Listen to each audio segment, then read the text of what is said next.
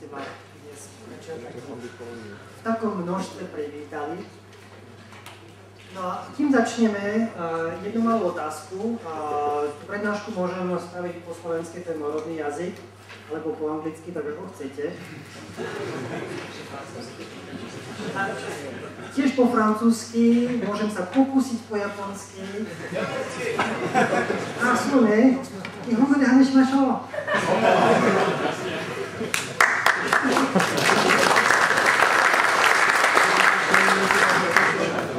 Zmeníte si mikrofón. Tak vyzerám ako Michael Jackson?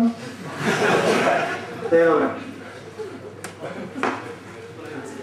Áno, to viem. To sa mi podarí. Ako sa mi to podarí nejak tak.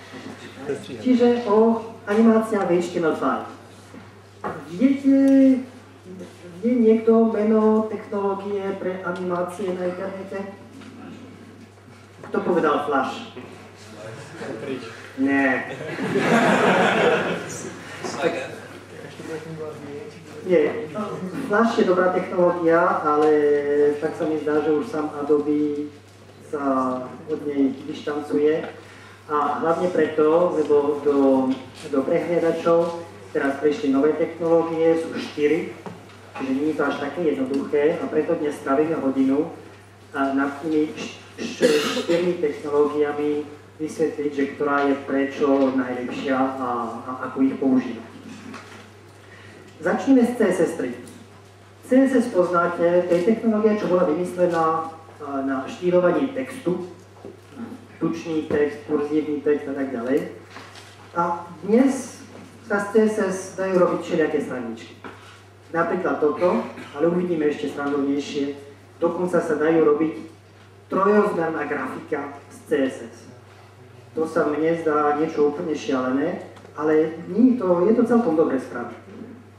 No ale kým tam dojdeme,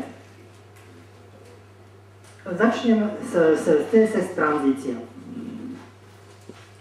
Toto je najjednoduchšia tranzícia. Čo sa za týmto slajdom deje, je, že mám dve CSS.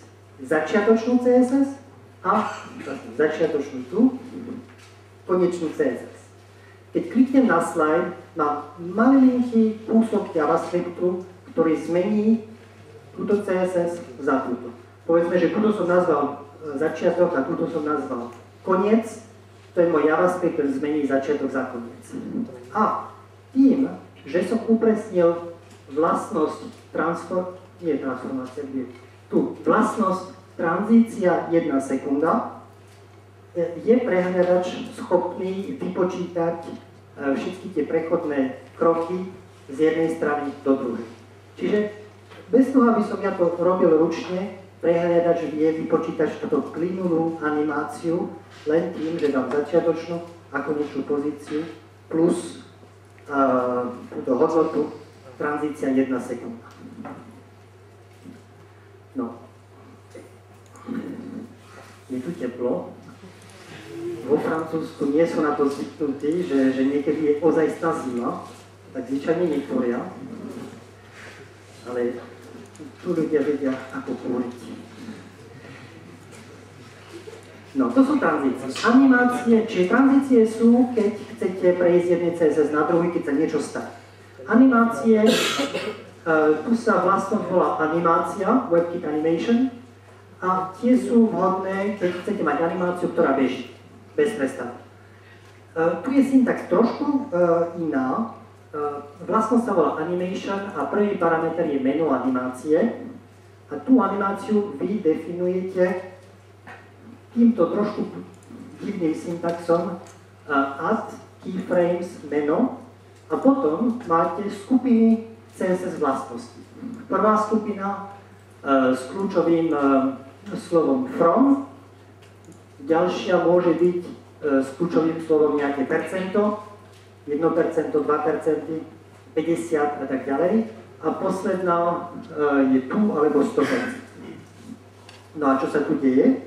Je, že prehliadač plynule prechádza z tejto prvej CSS na tú druhú, na tú poslednú. Máme na to zo pár parametrov. Napríklad tam sú 3 sekundy, to je koľko to trvá dokopy. Napríklad máme tam slovo infinite, čo znamená, že to je počet kôl, v našom prípade nekonečný počet kôl, a tiež smer animácie, v našom prípade alternate, čiže chodí tam a späť. No, čo sa teraz dá animovať? Môžete animovať CSS vlastnosti, tie, čo sa dajú animovať, ale nie ich veľa. Napríklad hĺbka obruby sa dá animovať. Neviem, na čo to je, ale dá sa. No ale najužitočnejšie pre animácie je poprvé priehľadnosť.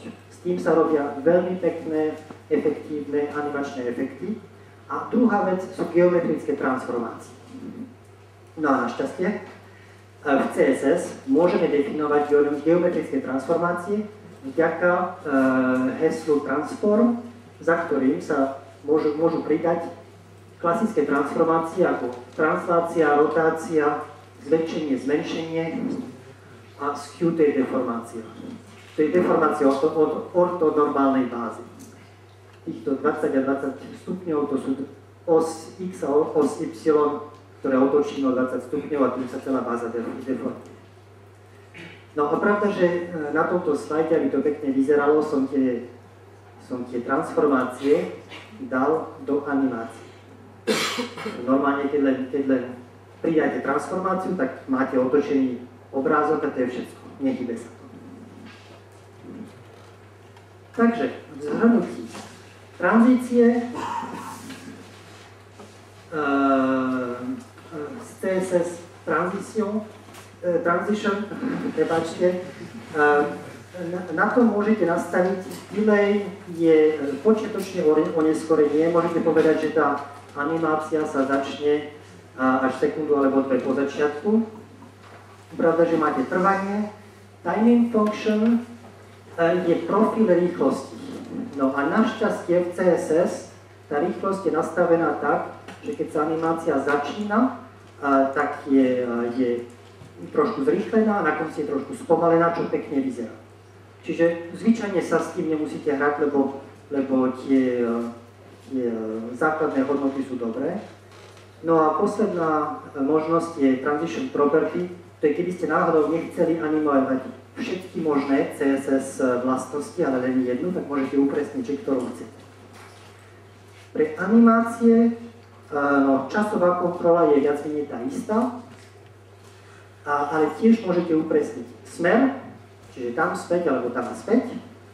Fill mode znamená, že čo sa stane, keď sa animácia skončí, či sa ostane na CSS 100%, alebo sa vráti na CSS 0%, alebo tá animácia zmizne, ako by tie CSS neboli vôbec definované. No a posledná hodnota je iteration count, toľkokrát dokola. Tak, to boli tranzície a animácie. No a teraz som vám povedal, že to sa dá robiť aj v troch rozmeroch. Na čo sú trojrozmerné grafiky v CSS? Napríklad na toto. Pozrieť sa, že čo je za slajdom. A za slajdom je točiaca sa kocka v troch rozmeroch, to je normálne. Ale mám to v inej prednáške použité aj trošku užitočnejšie. Mám jednu prednášku vlastne skôr podľa o App Engine a tam mám otázky na prvej strane a odpovede na druhej, čo je celkom príjemná a prirodzená UI pre otázky a odpovede. No tak pozrieme sa, ako sa toto robí. Trojrozmerná grafika bola pridaná do CSS celkom prirodzene tým, že mali sme dvojrozmerné... Funguje. Mali sme doteraz dvojrozmerné geometrické transformácie a jednoducho do toho teraz dodáme trojrozmerné transformácie. Takže namiesto translate máme teraz translate x, translate y, translate z, takisto s rotáciami. Čiže aby som spravil tento obrázok, tak som vzal dva obrázky. Jeden som posunul dopredu z translate z, druhý dozadu takisto z translate z.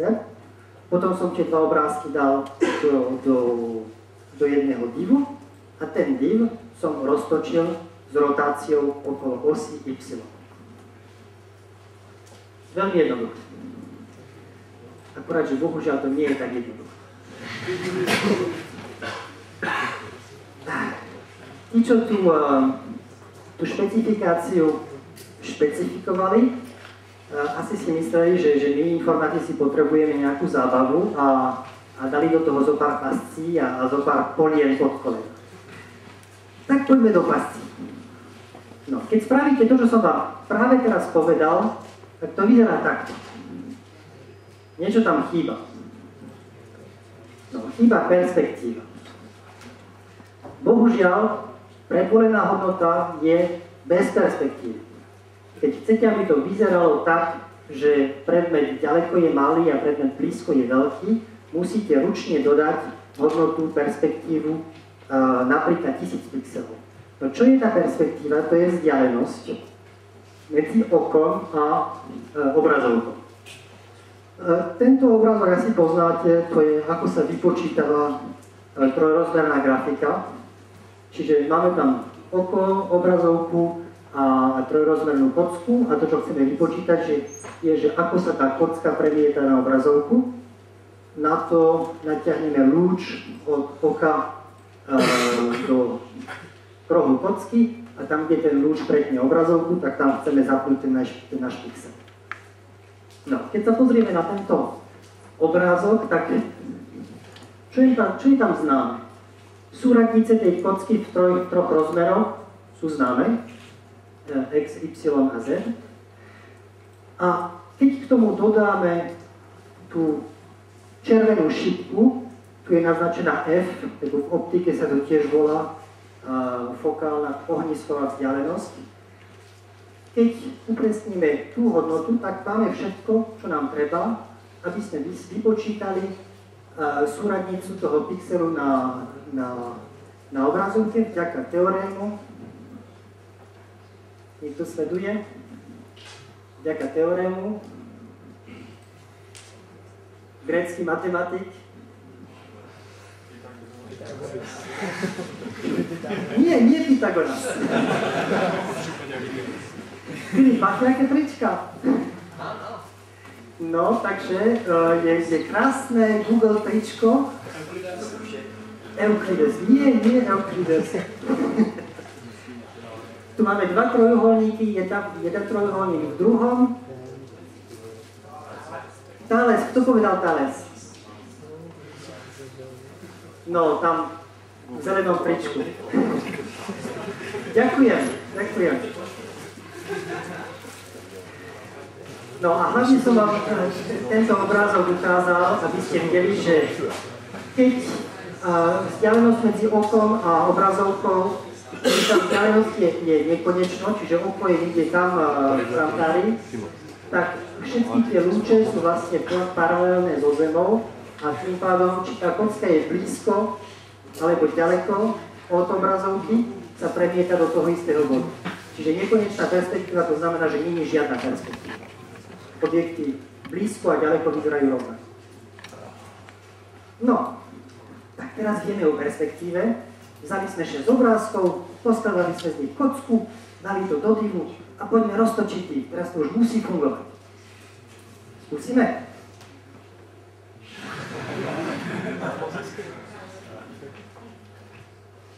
Je to pekné, ale nie je to celkom to, čo sme chceli. A znovu, tá predvolená hodnota je, že keď poviete prehliadaču, že chcete jednu trojrozmernú transformáciu a v jednom dive a v tom vonkajšom dive dať ďalšiu, on čo spraví, je, že tú celú trojrozmernú scénu vypočíta, spraví z ňou pekný obrázok a potom ten obrázok vezme a otočí. Bohužiaľ, my tu nie to chceme a existuje na to CSS hodnota, ktorú treba upresniť, aby sme prehľadaču povedali, že chceme, aby to fungovalo. Volá sa transform style a treba upresniť preserve 3D a v tom prípade konečne poriadne komponuje, skladá transformácie medzi vonkajším divom a vnútorným divom. Tak, už teraz to funguje. Tak, skrátka, dobre. Mali sme jeden vonkajší div, povedzme, že ho nazveme, to je scéna, na ňom treba upresniť tú perspektívu, povedzme 1000 pixelov, ale hociaká konečná hodnota funguje. Do toho divu dáme ďalší div dovnútra, vďaka ktorému budeme ovládať celý predmet. Čiže s týmto divom budeme točiť. Točí sa.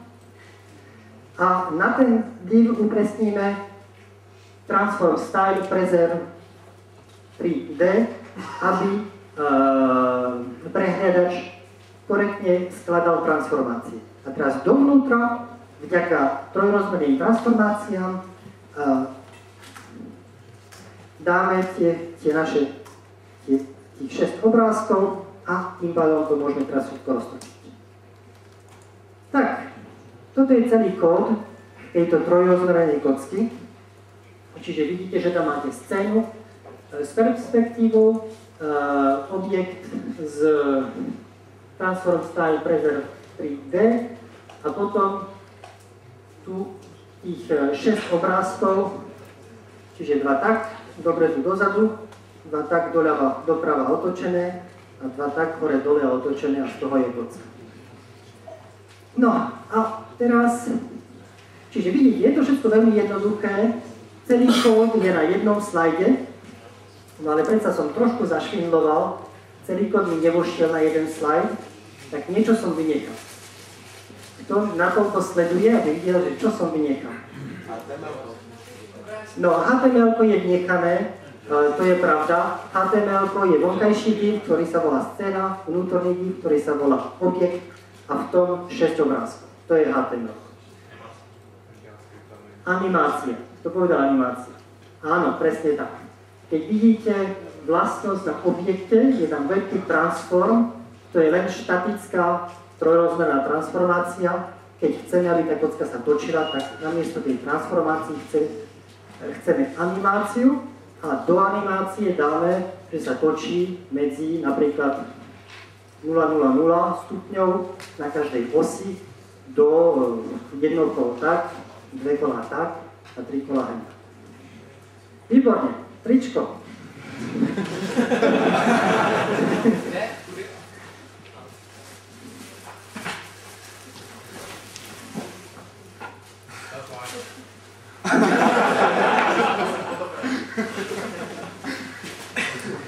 No a posledný detail je, že tieto tranzície, animácie, transformácie môžete hociako skladať a jednoducho všetko funguje. Napríklad tu, keď myšou prejdem cez kocku, tak tá kocka sa otvorí. Ako som toto spravil? No veľmi jednoducho.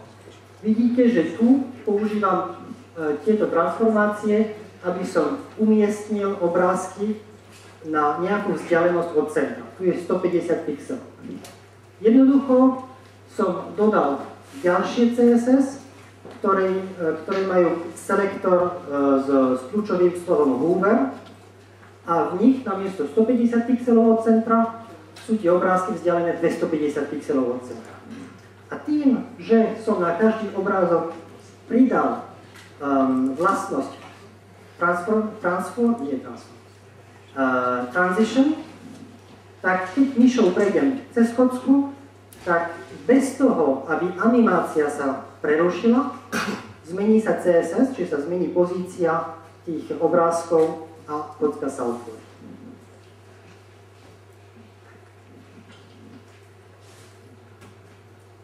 Čiže to boli CSS a trojrozmerné CSS. Keby boli otázky, môžete hneď sa niečo opýtať, keď nie, tak môžeme počkať na koniec. Otázka? Vy si tady implementovali čistě ve WebKitu, nebo se to dá použít třeba i ve Firefoxu? No, tak WebKit funguje, Firefox funguje a bohužiaľ Internet Explorer 10 všetko implementovali, všetko. Všetko len zabudli ten Transform Style Preserve 3D. Čiže všetko funguje, ale nemôžete skladať transformácie.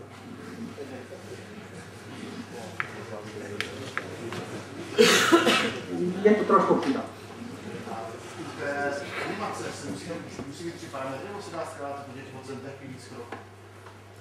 No pri animácii môže byť krokov, koľko len chceš. Od 0% do 100%. Tam boli kľúčové slova tu a from a tu, ktoré vlastne sú synonym z 0% a 100% a medzikroky môžu byť hociaké. A každý medzikrok je jedna séria CSS vlastností. Hociaké. Dobre, no ešte jedna otázka. Je, áno. Je to hardwareom akcelerované a dokonca je to hardwareom akcelerované aj na mobiloch. Čiže na Androide toto funguje s akceleráciou a už keď hovoríme o kompatibilite, tak dokonca to funguje aj na iOS, čiže vo WebKite a takisto s hardwareovou akceleráciou. Čiže aj na mobile budete vidieť 60 snímkov za sekundu. To veľmi dobre funguje.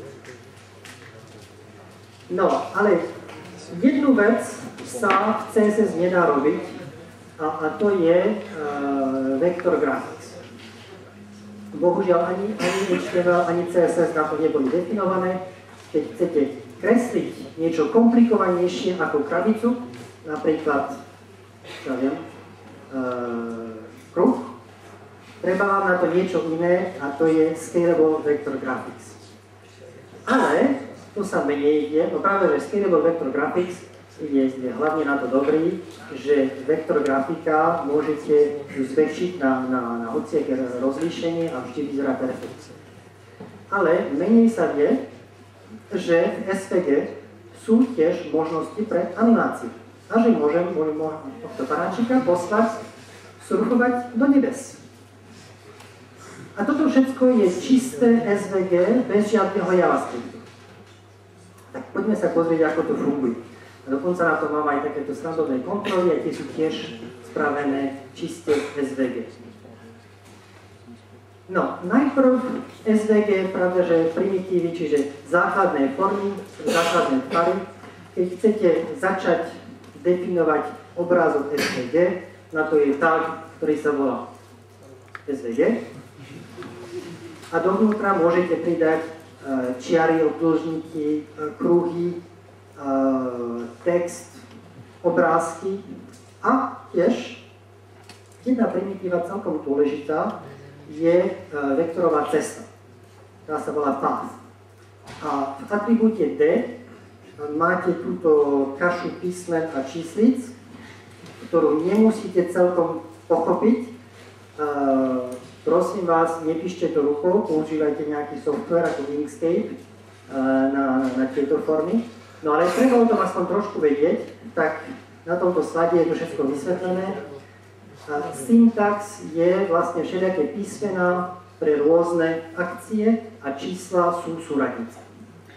A v tých akciách máte položiť pero, spraviť čiaru, pridať čo tam je všetko. Bezierové krivky. Bezierové krivky existujú kvadratické a kubické, to asi poznáte.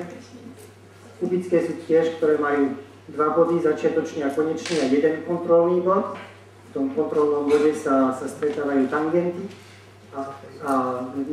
To sú kvadratické a kubické sú tie, ktoré majú dve nezávislé tangenty. No, a teraz animáciu. Pred animáciami ešte geometrické transformácie. V SVG sú presne tie isté ako v CSS, to už poznáme, čiže translácia, rotácia a tak ďalej. A syntax je taká, že do geometrickej primitívy dodáte atribút transform a ako parameter pridáte zoznam transformačných funkcií ako translate, rotate, scale a tak ďalej, rozdelené medzerníkom. Nie čiarkou, nie podkorčiarkou, obyčajný medzerník. No, poďme teraz do animácie. Tak najjednoduchšia animácia je jednoducho tag animate, vďaka ktorému môžem animovať jeden parameter nejakej formy. Napríklad tu mám kruh a animujem polomer toho kruhu. Ako to funguje? Taký animate, tu je duration 3 sekundy, ktorý atribút animujem, v tomto prípade polomer, a tu mám 3 hodnoty, medzi ktorými animujem, čiže ten polomer sa mení od 80 do 150 a naspäť na 80 pixelov. A takto som spravil to oko toho paňáčika, ktoré sa dilatuje. Atribút, ktorý môžete animovať, môže byť aj ten D-atribút vektorovej cesty. Toto je veľmi, veľmi výkonné. Pravda, že nemôžete animovať z hociakej cesty na hociakú inú. Tie cesty musia mať tie isté kontrolné body, vlastne tie isté písmená, čiže tie isté primitívy, ale ich parametre, čiže súradnice kontrolných bodov a tak ďalej, môžu byť iné. Napríklad tu som definoval dve pozície pre ústa toho panáčika, ústa s malým úsmevom a ústa s veľkým úsmevom. V každom prípade sú to tie isté, ako tá istá jedna čiara plus jedna bezierová krivka, ale s inými parametrami. A vďaka tejto animácii môže prehliadač vypočítať tie prechodné hodnoty. Syntax je stále animate, akurát, že meno atribútu je D. To ste videli, že to bol môj, nie tento, ale tento. Vektorová cesta, pass, D sa rovná niečo, čiže ten atribút animujem. No a potom mám štandardné parametre plus tu na values, tie moje dve vektorové cesty rozdelené z bodkočiarkou. Takisto môžem animovať aj geometrické transformácie. Na to je ďalší tag, volá sa Animate Transform a treba mu upresniť poprvé, že animujem atribút transformácia a tiež ktorú transformáciu animujem. Lebo bohužiaľ atribút s hodnotami môže mať len číselné hodnoty, tam nemôžem dať tie transformačné funkcie, čiže musím transformačnú funkciu upresniť tu v atribúte tak. No ale tým pádom sa to dá a pravda, že môžem poskladať spolu viacero transformácií, jednoducho ich dám jednu za druhú a upresním atribút additive sa rovná sum. A tým pádom tu som animoval ten surf, takže má aj translácie, aj rotácie. Tým vyzerá to, že vyskakuje vo vlnách. No a posledná možnosť animácie v SVG, a to je tá, by som povedal, najlepšia, je, že vďaka tagu Animate Motion môžete poslať objekt po dráhe, ktorú definujete ako vektorovou cestou path. A dokonca existuje aj atribút, ktorý sa volá, tuším, že autorotate, kde ten objekt môže aj automaticky sa orientovať tangentne k tej dráhe, tak ako auto, čo sleduje cestu. No a vďaka tomuto som animoval tú stred oka, ako sa točí, som ho poslal po elipsích. Rýchlosti. Keď robíte animácie a chcete, aby boli pekné, estetické, treba trošku dávať pozor na profil rýchlosti animácie. A bohužiaľ, v CSS som vám povedal, že predvolená hodnota je dobrá, že je pomalé zrýchlenie, potom spomalenie a pekne to vyzerá. V tomto v SVG, bohužiaľ, tá defaultná hodnota je konštantná rýchlosť. To vyzerá trošku tak roboticky. Čiže keď chcete, aby animácia pekne vyzerala, treba jej dodať profil rýchlosti, čo vyzerá takto. Pomalé zrýchlenie, spomalenie na konci. A to sa dá spraviť vďaka zopár atribútom, to je calc mode spleen a key spleens. Toto tu je definícia tej krivky. Nie je to žiadna magia, je to jednoducho bezierová funkcia, ktorá sa začína v 0,0, čiže to nemusíte tam v parametroch upresniť, to je vždy 0,0. Končí sa v 1,1, to tiež nemusíte upresniť, to je vždy 1,1. Čiže táto krivka je definovaná vlastne týmito dvoma tangentnými vektormi. Dva vektory, tu sú 4 číslice. Vidíte, že tu mám 4 číslice, čiže to sú vlastne tieto dva vektory. Prečo mám dve série týchto čísel? Pretože animujem medzi troma pozíciami, čiže medzi troma pozíciami sú dva prechody. No a tým pádom musím dvakrát definovať, čo ako bude tá rýchlosť. Tak a nakoniec môžete celú animáciu kontrolovať z JavaScript. Máte také základné funkcie ako play, pause, rewind, jak na magnetoskope. Tie sa volajú na objektu SVG, čiže v JavaScripte si zavoláte ten tag SVG a na tom tagu môžete zavolať pause animation, unpause animation a set current time 0, aby ste sa vrátili na začiatok. Čiže to bolo SVG. V zhrnutí geometrické primitívy, 3 rôzne animačné tagy, s tým, že ten prvý animuje jeden parameter nejakej primitívy a ten parameter môže byť vektorová cesta, čo je veľmi zaujímavé, a plus táto kontrola pause, unpause a set current time. Celkom pekne. No, tak pozrime sa, kde sme. Povedal som vám, že budeme preberať 4 rôzne technológie, no a zatiaľ sme videli dve. Obidve sú deklaratívne technológie, čiže pracujú bez žiadneho JavaScriptu, len s HTML tagmi, alebo atribútmi, alebo CSS vlastnosťami. To je to najjednoduchšie. Keď vám to stačí vo vašom projekte, tak ozaj, že netreba hľadať niečo komplikovanejšie. Hlavne CSS, animácie CSS sú veľmi prirodzené. Ručne písať. Je to veľmi prirodzené, veľmi jednoduché. Kde je limitácia? Limitácia je, že s deklaratívnou technológiou môžete animovať len podľa predefinovanej cesty. A to vám nie vždy stačí. Aj keď v JavaScripte môžete vymeniť tú predefinovanú cestu za inú cestu, vždy to sú len predefinované cesty. Niekedy treba viacej. Niekedy napríklad máte hru a chcete, aby nejaký predmet reagoval mohol interagovať s užívateľom. Alebo používate nejaký fyzikálny model a vypočítavate každý snímok jeden za druhý. Vtedy vám treba kontrolu na každý jeden snímok a na to sú programatické technológie. V 2 rozmeroch sa to volá Canvas a v 3 rozmeroch VGA. Kým do toho pôjdeme, máte otázky na SVG. Kto používa SVG? Určite nikto.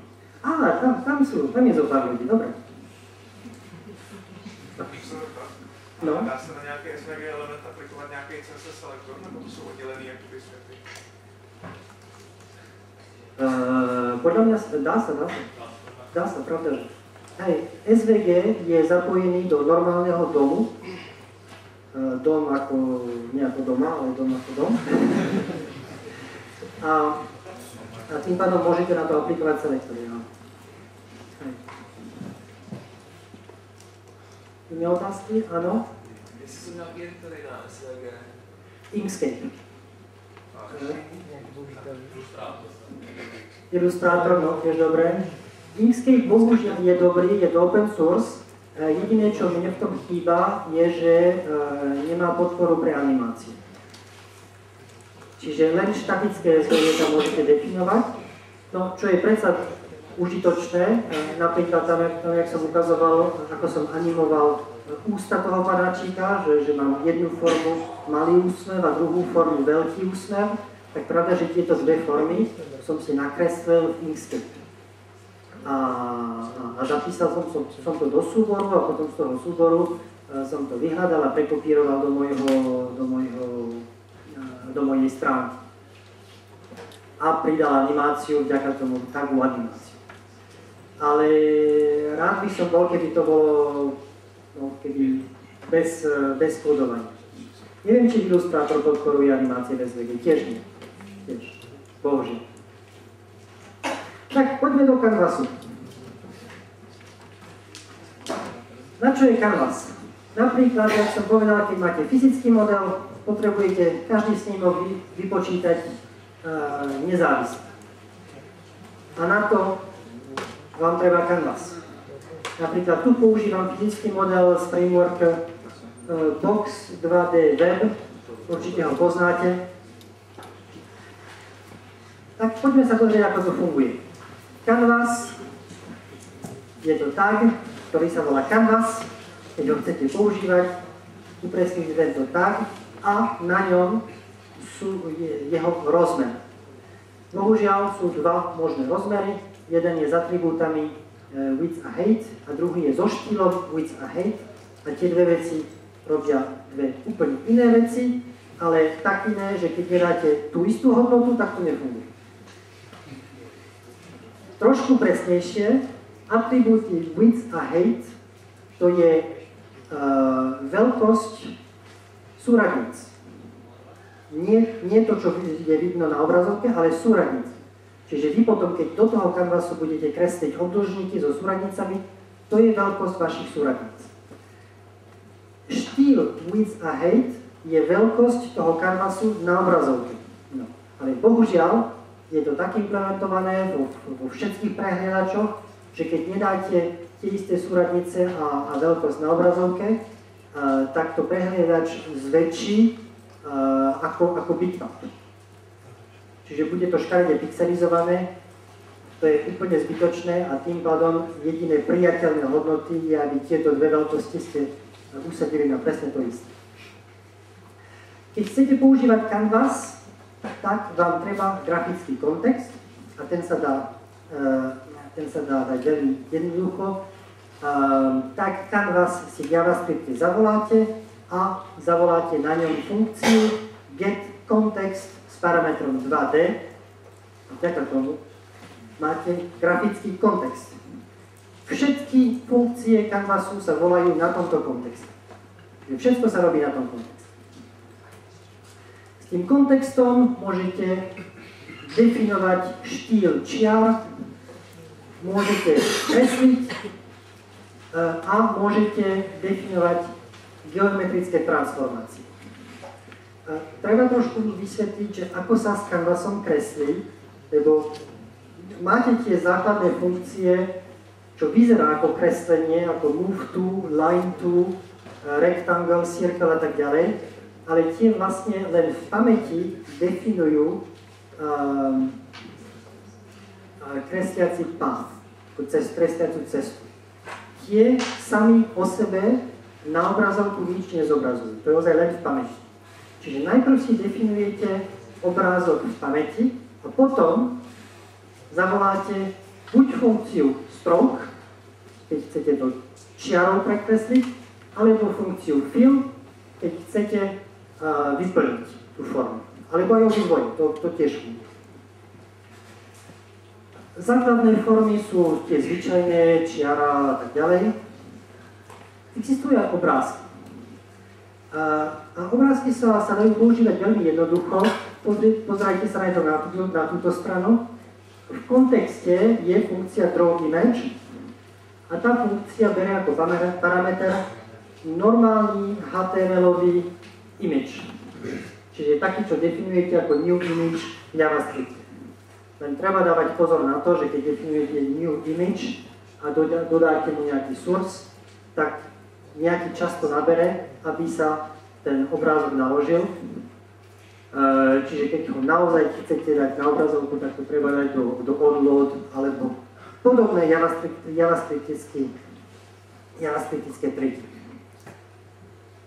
Bolo by veľmi zaujímavé mať v Canvase SVG sprite. Lebo napríklad ten panáčik nie je až taký komplikovaný, ale predsa, keď ho chcete nakresliť programatecky v Canvase, tak je to, čo viem, 30 či 40 liniek kódu. No a mne by sa páčilo, keby som toho panáčika mohol mať ako SVG súbor a len povedať Canvasu, aby ho nakreslil na obrazov. Funguje to, je to trošku komplikované, treba ten SVG definovať inline a ísť cez API, čo sa volá blog API a tak sa to dá. No ale bohužiaľ, a tu máte kód, keby vás to zaujímalo, bohužiaľ, dobre tu funguje len v Chrome, len vo webkit. A to, čo volám, že to dobre funguje, je, že ten obrázok bude zobrazený ako poriadny vektorový obrázok, čiže keď v Canvase aplikujete dilatáciu, tak nebude pixelizovaný, to je to, čo tu ukazujem v tej lupe. Pekne to vyzerá. Vo Firefoxe napríklad v tej lupe by boli škaredé pixely, lebo ten SVG najprv zobrazí ako bitmap a potom ho dilatuje. Čo je škoda. Čiže SVG sprite v Canvase, dobrý nápad, ale bohužiaľ funguje to veľmi vo webkit. Geometrické transformácie. Vždy tie, čo sme už dvakrát dosiaľ videli, translácie, rotácie a tak ďalej. No a povedal som, teraz je to vypočítavané obrázok za obrázkom, čiže nie je to predefinovaná animácia, môžem ich trošku poštvať. No. Trošku metódy, lebo tie transformácie v Canvase aplikujete nie na objekt, ale na sám kontext. A ja sa v tom vždy stratím. Ale vždy. Až kým mi niekto nevysvetlil, ako sa to robí a stále nechápem, ako to funguje, ale sledujem to, čo mi povedal a ide to. Tak povedzme, že na začiatku mám tohto panáčika, mám funkciu, ktorá mi nakreslí tohto panáčika so súradnicou 0,0 niekde nad hlavou tu vzadu. A ja čo chcem, je mať toho panáčika niekde inde, otočeného a zmenšeného. Na to mi treba prvú transformáciu 0,0 súradníc dať niekde do stredu panáčika, potom ho zmenšiť, potom ho otočiť a potom ho dať niekde tam, kde ho chcem mať. No a keď toto chcem spraviť v Canvase, tak v JavaScripte musím napísať tieto transformácie v presne opačnom poradí. Tak. Čiže najprv tá posledná translácia, potom táto rotácia, potom toto zmenšenie a nakoniec translácia 0,0 súradníc a potom môžem zavolať funkciu, ktorá vie nakresliť panáčik. Nepýtajte sa ma, prečo to funguje, ale funguje to. No a nakoniec, ako sa robia tie animácie? Ako som povedal, v Canvase sú animácie snímka za snímkou, čiže potrebujete na to animačný cyklus. A animačný cyklus sa dnes v moderných prehliadačoch robí s funkciou Request Animation Frame. Funguje to tak, že máte funkciu, v ktorej máte tú animáciu. Najprv v tej funkcii nakreslíte niečo a potom zavoláte Request Animation Frame a tým pádom poviete prehliadaču, zavolaj mi túto moju funkciu niekedy neskôr. A čo je niekedy neskôr, to si potom ten prehliadač môže optimizovať. Čiže keď animácia beží, tak vás bude volať 60 krát za sekundu.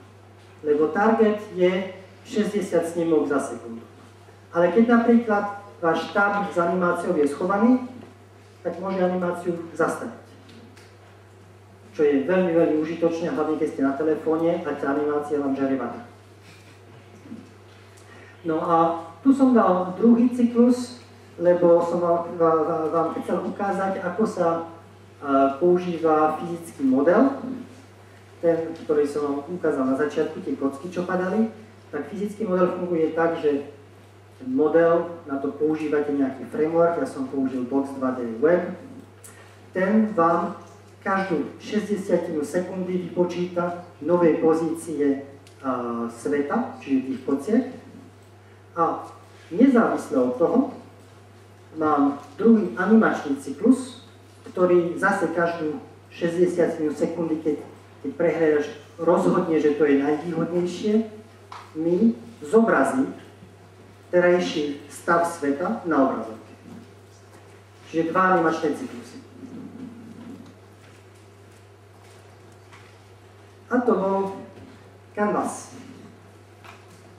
Máte nejaké otázky o Canvase?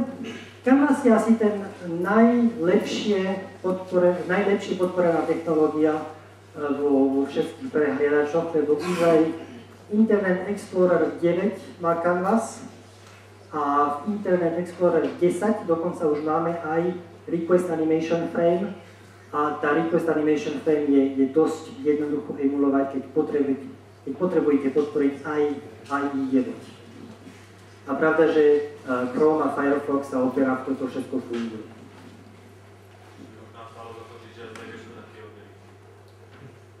Prosím, že čo je objev? Ktorý? SVGčko i AI. SVGčko áno, ale bohužiaľ Microsoft rozhodol, že tá technológia pre animácie v SVGčku sa im nepáči a spravili ich vlastnú.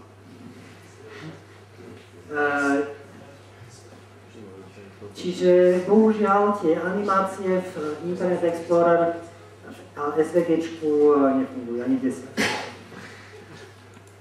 A spravili to preto, lebo myslenie bolo, že animovanie geometrických transformácií v CSS a v SVG je vlastne to isté a že mal byť na to byť len jeden jazyk, čo je pravda a to s nimi súhlasím, ale zabudli na to, že v SVG je havadej animačných funkcií, ktoré neexistujú v CSS, lebo sú špecifické pre vektorové grafiky.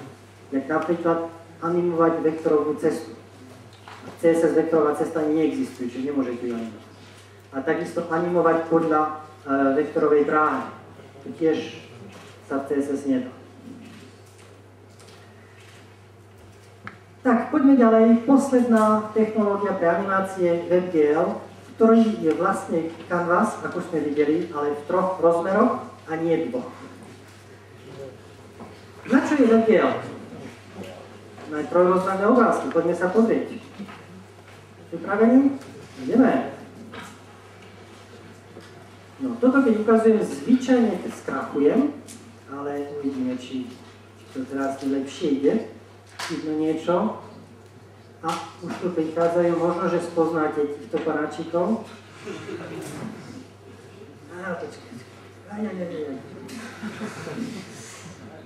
Tak. No, tak to keď si vidím. Dnes som neskrachoval. Čiže tak, na to je WebGL, trojrozmerná grafika, tentoraz plnomocná trojrozmerná grafika v prehliadači bez žiadneho pluginu. A je to bohužiaľ technológia trošku komplikovaná, lebo to, čo spravili vo WebGL, je, že vzali štandard OpenGL a preniesli ho umožnili ho použiť v prehliadači. Ale ten štandard OpenGL je dosť komplikovaný a dosť low level. A spravili ešte jednu vec, je, že keď ho preniesli do prehliadaču, tak z neho vynechali to, čo sa volá akože default render pass, čo znamená, že nemôžete vzať nejaký objekt, hodiť ho do WebGL a povedať zobraz mi ho, už hoci ako chceš, ale zobraz. To sa nedá.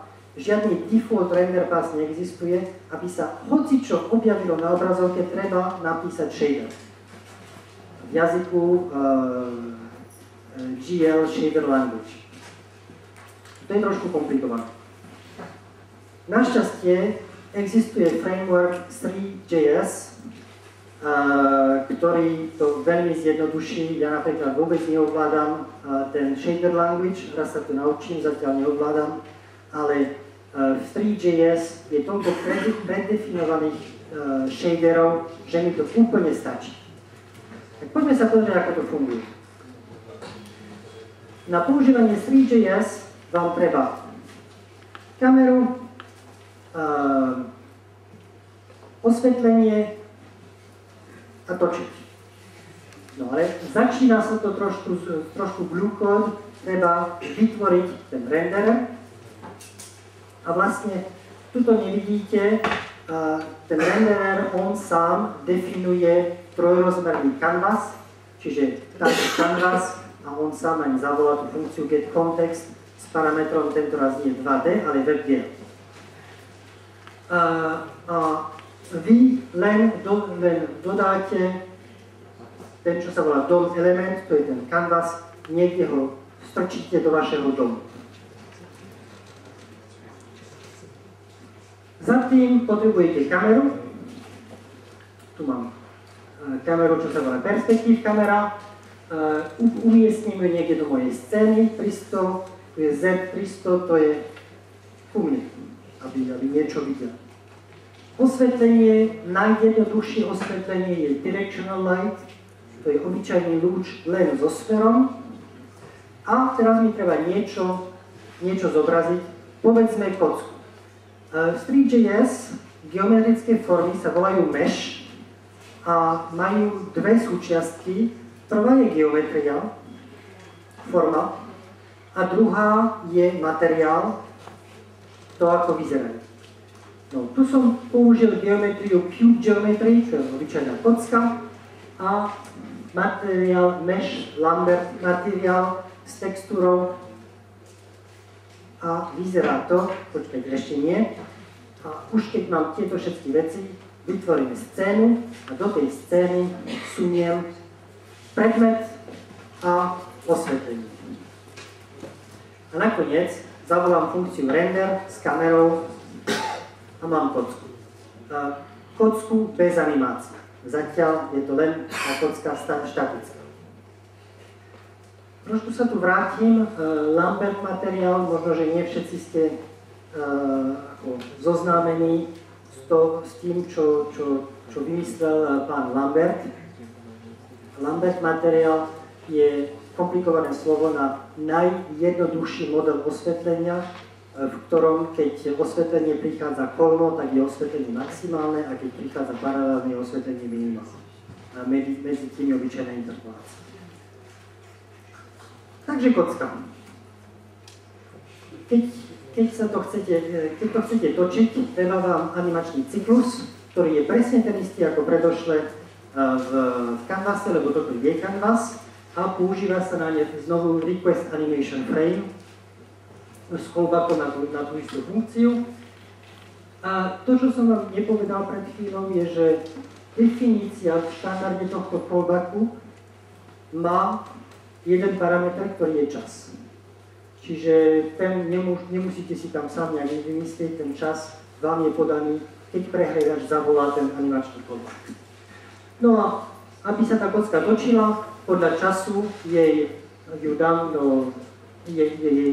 nejaký uhol rotačný a zavolám funkciu render a tým pádom sa točí. Čiže celkom jednoduché. Tiež jednoduché je nahrať trojrozmerný model. Lebo pravda, že nikto sa nezabáva tie modely vyrábať programaticky. Na to sa používa modelizačný software, tak ako SketchUp, alebo Blender, alebo hociaký máte najradšej. A 3.js podporuje tie najbežnejšie formáty modelov, medzi nimi napríklad Collada. Keď chcete naložiť Collada model, tak v 3 máte objekt koláza loader s funkciou load. Tej dodáte súbor, kde je, alebo URL, keď to je URL, pravda, že kde je váš model, plus callback, ktorú zavolá, keď ten model naloží. A v tom callbacku, čo sa stane? V tom callbacku vlastne z tej koláza scény vyťahnem model a model dodá do mojej scény. A to je všetko. Mám model. Tak, v zhrnutí 3JS vám treba renderer, vám treba kameru, vám treba osvetlenie, potom scénu, do tej scény dodáte vaše modely, vaše osvetlenia a nakoniec vám treba ten animačný cyklus.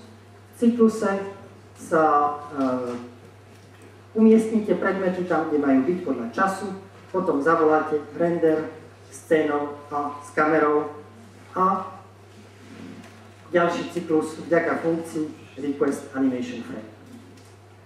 A takto to vyzerá s inými modelmi. Tento tiež mám celkom rád. Aha, alebo tento trošku starý.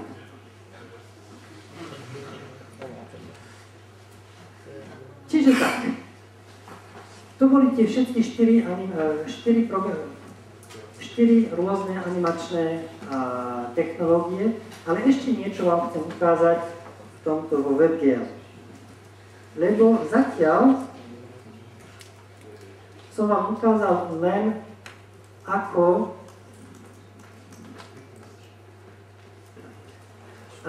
si nahodiť takýto model. Ale som vám povedal predtým, že WebGL má vlastne framework 3JS má predefinované shadery, tie klasické shadery, čo ľudia používajú v trojrozmernej grafike, tam všetky sú.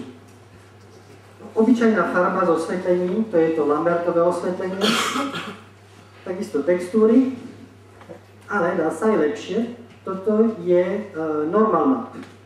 Tak ako som vysvetľoval, to osvetlenie sa vypočítava oproti kolmici na ploche a s tou kolmicou môžem sa trošku zahrať a tie deformácie kolmici môžem dať do textúry a tým pádom simulovať, pravda, že to je švindlovanie, to je úplne švindel, ale simulujem, že tá plocha nie je celkom rovná len tým, že trošku dodám perturbácie na kolmicu. Bump mapping. To je podobný nápad, ale s textúrou, ktorá definuje hĺbku. Tiež to je úplne švindlovanie. Vidíte tu na kraji, že ten predmet nemá žiadne ozajstné nerovnosti, ale svetlo sa na ňom hrá tak, ako keby mal. A to je tiež len funkcia, ktorú som zavolal v 3JS s vhodnými parametrami. Ten shader je už naprogramovaný. A ešte, toto je môj najobľúbenejší švindel, to je environment mapping. A to sa robí tak, že ten predmet je obklopený v kocke s textúrami a tie strany kocky sa od neho odmietajú. Čiže vyzerá to, ako keby ten Android bol naozaj lesklý a odmietal ako svet okolo seba, ale vlastne nie je to ten ozajstný svet okolo seba, sú tu len predefinované textúry, ale vy to nevidíte a dobre to vyzerá. Čiže tak, WebGL, ešte zo pár srandovných demo pre ľudí, čo by sa chceli hrať so shadermi. So shadermi sa dajú robiť všelijaké srandovné veci, jak napríklad táto simulácia lávy, a to moc nevidíte. Na mojej obrazovke to vyzerá krajšie. No a keďže v shaderi môžete robiť hocičo, tak sú ľudia, čo sa v tom shaderi zabávajú a v shaderi vypočítavajú fyzický model. Čiže toto je fyzický model galaxie, kde je neviem koľko 100 000 hviezd a ten model atrakcie je vypočítaný rovno na grafickej karte. Vďaka WebGL. Samozrejme. Čo ešte? Vráťme sa trošku dozadu. Vráťme sa k CSS. Lebo toto je moja najobľúbenejšia demo CSS. Toto nie je WebGL. Dobre? Toto nie je vôbec WebGL, toto sú čisté CSS, tie CSS, s ktorými ste pred 10 rokmi definovali tučné a kurzívne písmy.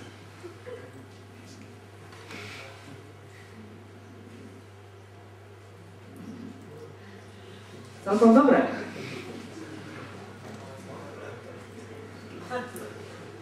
No a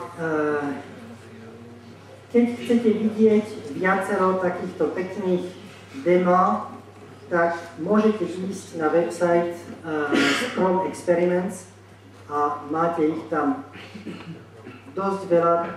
Tento nemyslím, že bude fungovať.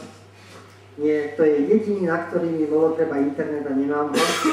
Tak bohužiaľ tento neuvidíte, volá sa Chaos to Perfection a je to prelet cez zámok Versailles v Paríži, spravený z WebGL, ale lepšie to vyzerá, keď to nevysvetľujem, ale keď to vidíte na obrazovke. Tak, čiže zakončili sme všetky 4 animačné technológie. Trošku reklamy, veľmi dobre to funguje v Chrome. Používajte Chrome, najrýchlejší, najbezpečnejší browser na svete. Ja sa volám Martin Görner, môžete ma sledovať na Google+, tam som vám dal URL G+2 Martin Görner a celá táto prezentácia, keď ju chcete zase vidieť, je na URL animateyourhtml5.upspot.com a za tou URL je ešte jedna vec, ktorú vám chcem ukázať. Tak, tu je tá prezentácia, ale mám tam pripravené 3 CodeLaby, jeden o CSS, jeden o Canvase a Box 2D a tretí o WebGL. Tie CodeLaby sú pripravené na 2 hodiny, je to veľmi jednoduché, sú tam inštrukcie. Keby ste chceli, to si môžete aj doma spraviť.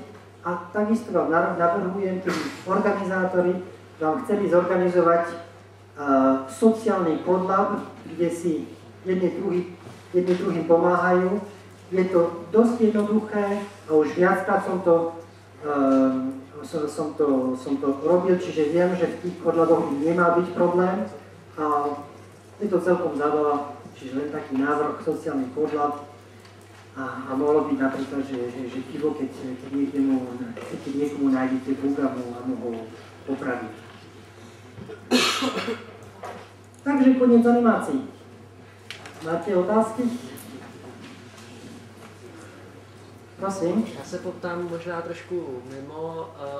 Ta prezentace je vytvořená v HTML5 a zeptám se, jestli už má Google nějakou lepší knihovnu než to, co je na HTML5 Rocks, protože to se používat nedá. No, tá prezentácia je nakodovaná z HTML5. Sám som to nakodoval. Beží to v normálnom Chrome, beží to v normálnom Firefoxe tiež, testujem vo Firefoxe takisto. Čiže nie na Canary alebo nejakým nightly build alebo také čosi. Toto všetko funguje teraz v dnešnom Firefoxe a dnešnom Chrome.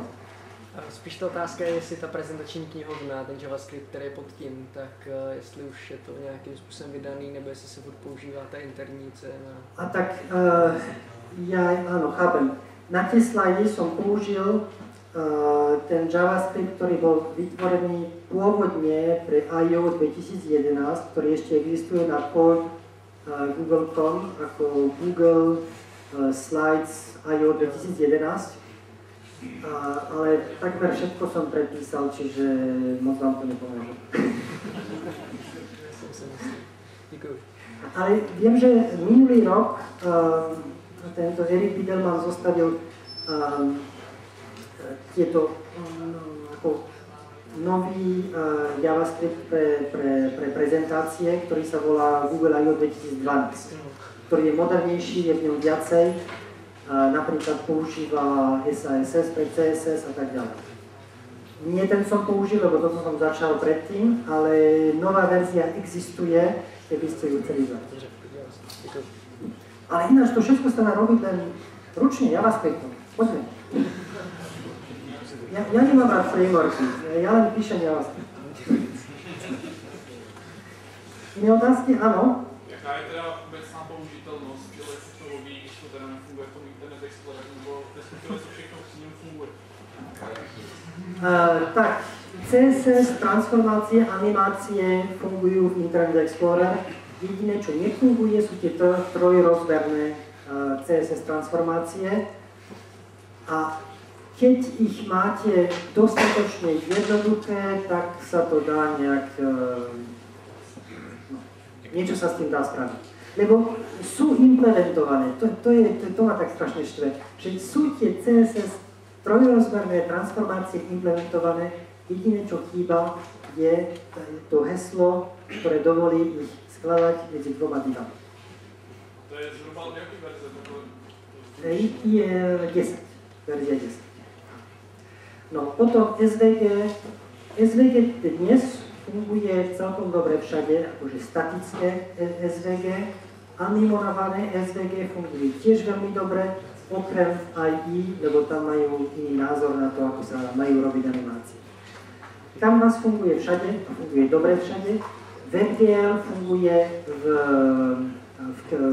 v Chrome a v Firefoxe a Microsoft prisahal, že nikdy ho neimplementuje.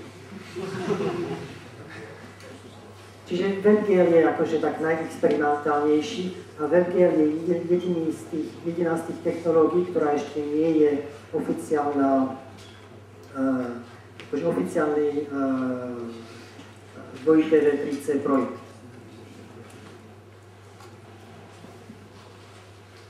Iné otázky? Se k tomu ještě vrátím a opravdu živý svět tak, jak funguje, to znamená, potřebujeme od IE8 a nějaký dobře, aby nám to degradovalo do sedmičky. To je život. To je život, áno, to chápem, že to je život, no ale tiež ľudia, čo robia browsery, musia ísť dopredu, lebo nemôžeme ostať tam, kde život bol pred 10 rokmi.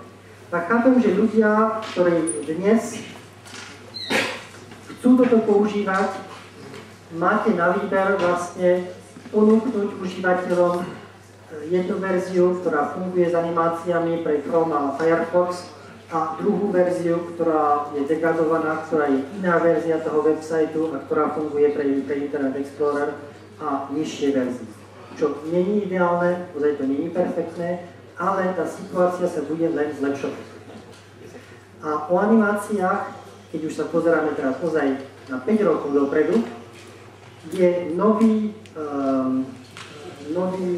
štandard pre animácie, ktorý sa volá Web Animation 1.0, ktorý trošku príde, by som povedal, vyčistiť tieto 4 rôzne technológie a ten, dúfajme, už bude podporený aj Internet Explorer. Ale to je ešte ďalej. Áno? Nějaká hranice u těch CSS animací, kdy to ten hardware prostě nezvládne? Tak vtedy to nefunguje. Aspoň nějak dopředu dát. Když se prostě něčeho komplikovaného, tak prostě to nefunguje. No, keď chcete mať animácie, by som to povedal tak. Dnes takmer každý počítač má nejaký hardware na trojrozmernú grafiku. Neviem, či je dobrý, či zlý, ale niečo má. Čiže tie jednoduché animácie aj trojrozmerné fungujú. Tým pádom, keď máte UI s animáciami, ktoré sú, že nie je to trojrozmerná hra, Doom alebo podobné, ale len trošku pridanej hodnoty na existujúcem UI, to by malo fungovať takmer všade. Keď programujete hru, tak máte ten istý problém ako ľudia, čo programujú hru aj v C, že je hardware, na ktorom tá hra nebude fungovať. Ale ako to testovať, neviem, či na to je niečo jednoduché. Môžete testovať individuálne capability, že či tento browser podporuje WebGL, to sa dá testovať, ale či je ten jeho podpor WebGL dostatočne rýchly, to neviem. Možno, že na to niečo existuje, ale neviem.